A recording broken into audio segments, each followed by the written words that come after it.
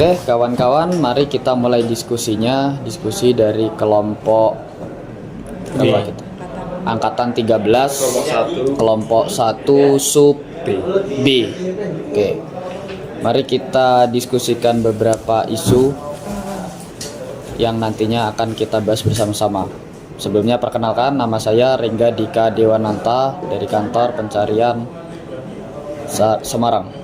Oke, saya Rizky Adi Widodo dari kantor pencarian dan pertolongan Semarang. Saya Vincentio Deoloncura dari kantor pencarian dan pertolongan Semarang.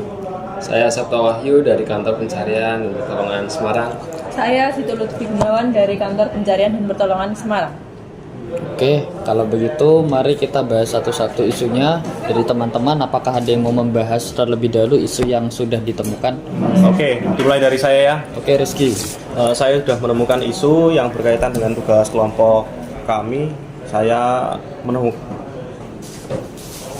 menemukan isu Kemendagri yang mengusulkan kenaikan gaji pemadam kebakaran di berbagai kabupaten. Itu mungkin berkaitan dengan kesejahteraan ASN yang masuk dalam materi Smart ASN. Kemudian Vincentio. Saya kebetulan juga sudah menemukan isu mengenai korupsi dana haji yang baru-baru ini sedang ramai dibicarakan di berita. Begitu dari Sabto. Jadi saya isu tentang korupsi pengadaan tower komunikasi atau BTS. Korupsi pengadaan tower ya? Tower. Ya, stop. Kalau dari saya itu ada ini. Tadi itu ada kekurangan ASN di sejumlah Pemda, terutama di Pemda DKI itu karena tingginya yang pensiun, tapi yang daftar buat Pemda itu juga sedikit. Kekurangan ASN. Ya. Oke, berarti kalau dari saya, tadi saya sempat membaca isu soal kebocoran data dari sejumlah instansi.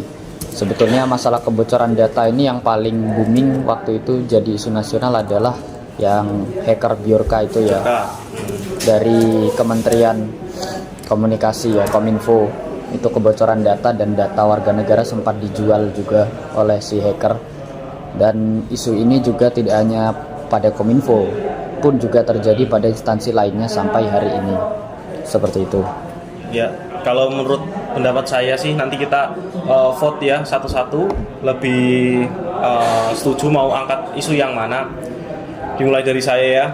Saya lebih sepakat untuk mengangkat isunya Rengga. Karena isu itu berkaitan dengan Smart ASN yang tadi itu tentang keamanan digital, agar para ASN itu lebih melek digital dan lebih modernisasi. Dan konteks itu secara langsung berkaitan. Kalau Vincent? Baik, kalau menurut saya mungkin bisa diambil dari isu yang diangkat oleh Rengga tadi mengenai kebocoran data. Itu saja sih. Oke, dari Sabto. Ya, kalau dari saya sama setuju ke Rengga, mungkin bisa langsung dimasukkan ke analisa USG-nya biar nanti di situ lebih jelas lagi kenapa sih kita milih isu yang Rengga bahas tadi, mulai dari kebocoran data, menyangkut instansi mana saja, kepentingannya apa, agensinya apa.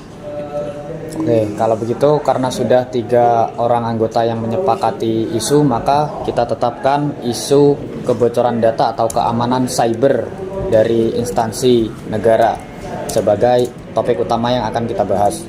Oke, sepakat ya semua ya? Sepakat. Oke, gas. Kalau begitu mari kita kerjakan. Terus kita langsung bahas aja untuk USG-nya dan lain sebagainya. Oh, begitu. Nah kan ini langsung aja diskusi ya tentang USG-nya, maksudnya terkait urgensinya, terus solusinya gimana, terus kayak gitu-gitu mungkin dilanjutkan saja mas, sekalian ada ini waktunya.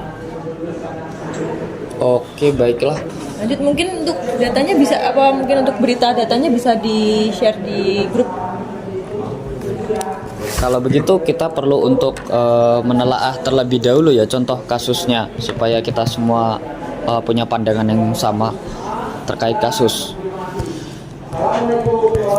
Sebentar, mari kita. Terus untuk dari Dari apa? Dari terkait yang isunya Mas Rengga tadi, itu kan mungkin ini ya, apa namanya, yang untuk smart ASN digitalisasi itu kan mungkin dari tingkat keamanan sendiri bocor. Terus kemudian untuk solusi apakah harus ada, maksudnya gimana ya, harus berdamai dengan hacker kah, atau kita harus melawan hacker kah, atau kita dari ASN-nya sendiri harus belajar tentang hacking kah, atau bagaimana? Kalau pendapat saya sih, nanti mungkin kan ini kan ada seperti cari solusi kan. Kalau dari saya sih yang pertama merekrut dari mereka tuh yang punya keterampilan di hacker.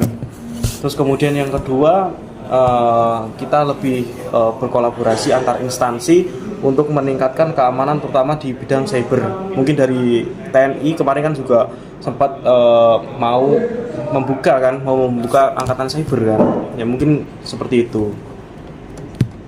Kalau menurut saya untuk solusinya kita bisa memperkuat pengamanan ini ya, data dari ASN ya. Buat untuk hacker-hacker itu tidak bisa bobol lagi. Mungkin kita bisa rekrutmen hacker itu buat menjadi bagian dari kita untuk bisa mempertahankan ini ya, ketahanan, untuk meningkatkan keamanan data kita ya. Terus kalau data yang sudah terlanjur bocor?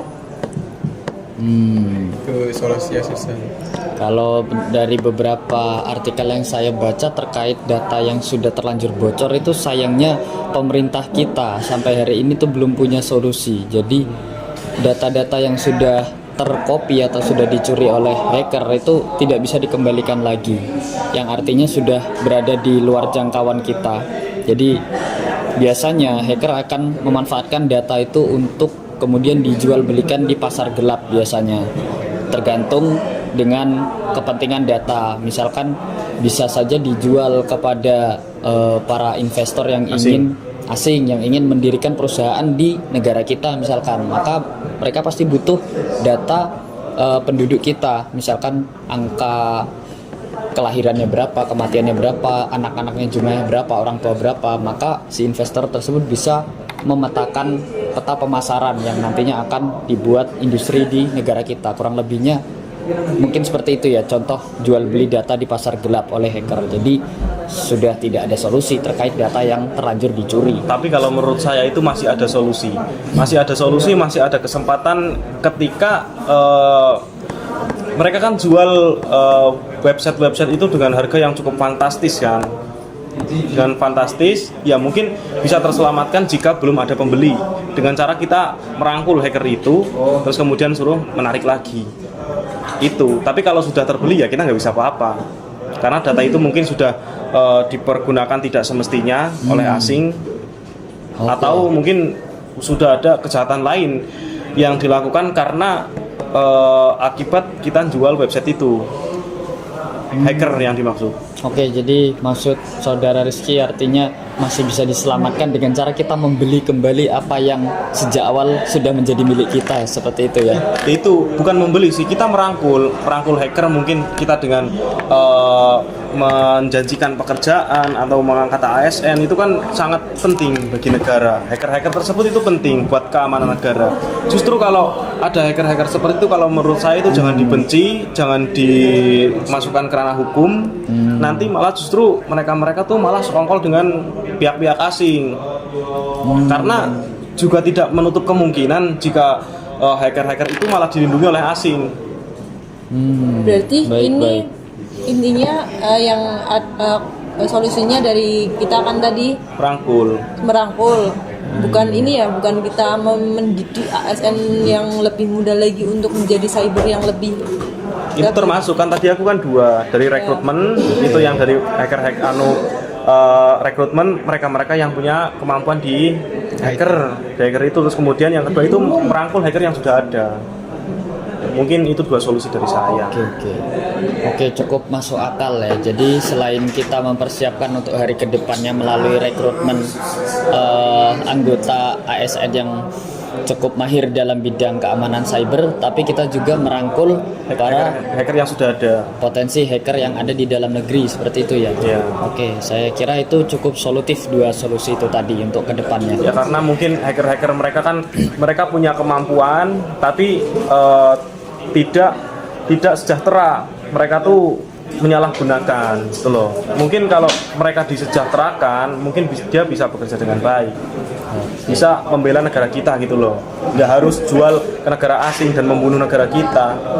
Oke, baik. Cukup logis dari Rizky. Bagaimana yang lain? Septo, apakah ada komentar?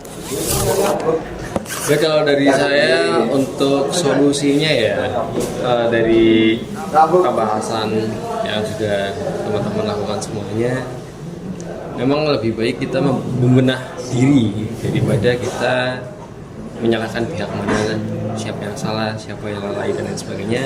Lebih baik kita berbenah diri, perbaiki sistem kita, perbaiki lebih kuat lagi dari sistem birokrasi yang mulai sekarang sudah masuk ke era digital, dari mungkin sistemnya, dari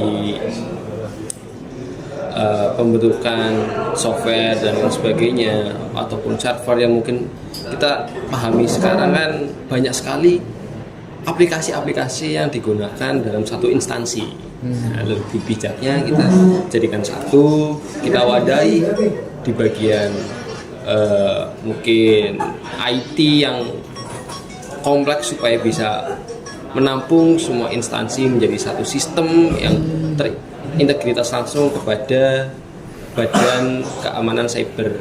Jadi ketika ada bagian yang mungkin celah bisa langsung teratasi daripada terpisah saat seperti sekarang kan data yang bocor dari BPJS, kemudian dari Kemendagri, itu semua data-data krusial mulai dari NIK dan lain sebagainya. Mungkin nanti bisa lebih dijadikan satu padu lagi, entah itu sistemnya bagaimana, yang penting semuanya jadi satu, sistem keamanannya melebur semua, dan kita berdayakan lagi potensi yang ada di dalam negeri.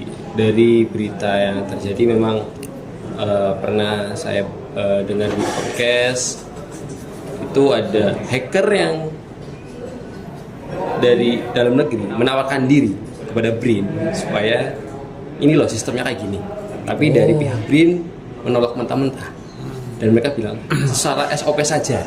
Jadi memang bagaimana ya cara kita, ya itu yang tadi saya bilang, makanya lebih ke merangkul. Nah selain merangkul juga kebanyakan itu nggak kompeten yang ditempatkan pada bidangnya gitu.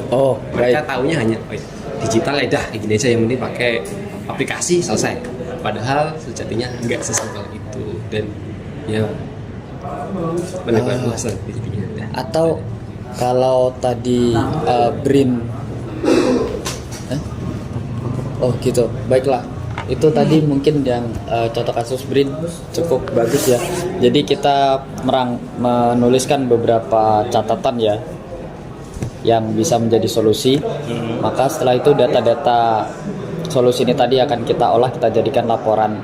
Diskusi kita waktu itu soal ketidakamanan atau kerawanan data instansi yang ada di negara kita ini.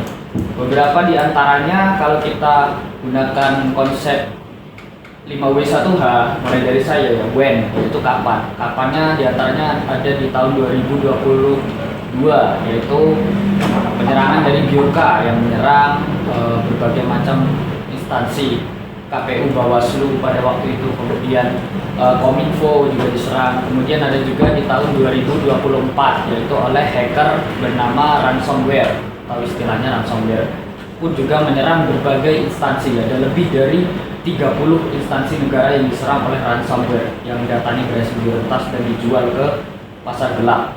Ya, lanjut kita akan menganalisis Why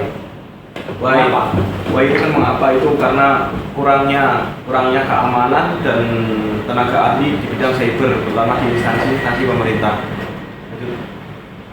Saya akan membahas tentang siapa ya. Jadi yang terlibat di sini bagian dari pemerintah tersebut ada Kominfo, mungkin ada BKM juga, ada apa lagi?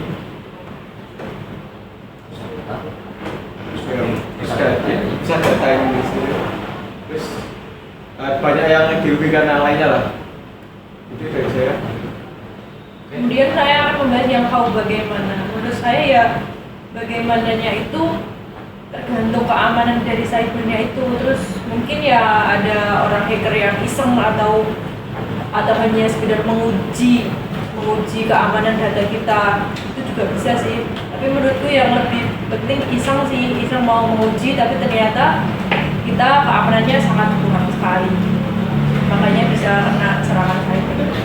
Oke, selanjutnya Wat ya, kembali lagi ke apa sih kebocoran data ini. Nah, kebocoran data yang terjadi di instansi pemerintah di Indonesia ini terjadi dari adanya akses atau penembusan sistem keamanan dari pihak lembaga seperti Kementerian Komunikasi, kemudian dari Ditjen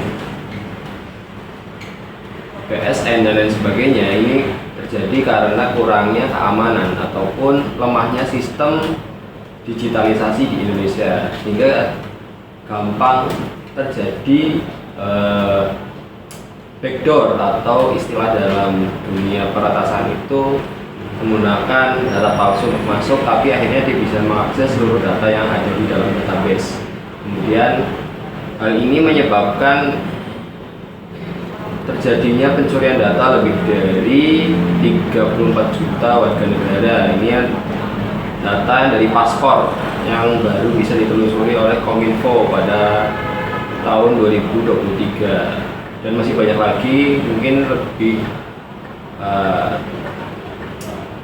mencengangkan lagi yang terjadi oleh Bjorka, itu sampai dengan 178 juta data warga negara dibocorkan di situs sekolah. Mungkin itu saja. Masih kurang satu lagi kayaknya tadi. Apa ya? Mengapa? Gimana? Oke, untuk where tentu saja kita pahami bersama ini terjadi di negara kita tercinta yang menyerang instansi negara kita. Oke, kalau begitu setelah kita analisis, mari kita action. Ya, kita simpulkan dulu lah. Tadi kan solusinya yang pertama kita merekrut ASN dari mereka-mereka yang mempunyai kemampuan di bidang cyber. Nah, terus kemudian yang kedua kita merangkul para Potensi hacker dalam negeri yang sudah ada. Terus kemudian yang ketiga kita memperkuat sistem dengan cara kita belajar entah berkolaborasi atau gimana ya Mas Epo. Melakukan, kalau dari Septo tadi melakukan penyatuan satu pintu, Septo ya. Satu pintu. Jadi itu bisa jadi yang keempat berarti. Tidak tercerai-berai tapi menjadi satu gitu. Oke, baik. Supaya mudah diamankan. Baik, kita sudah mencapai konklusi ya, kesimpulan. Kalau begitu mari kita tutup. Sekian, wassalamualaikum warahmatullahi wabarakatuh.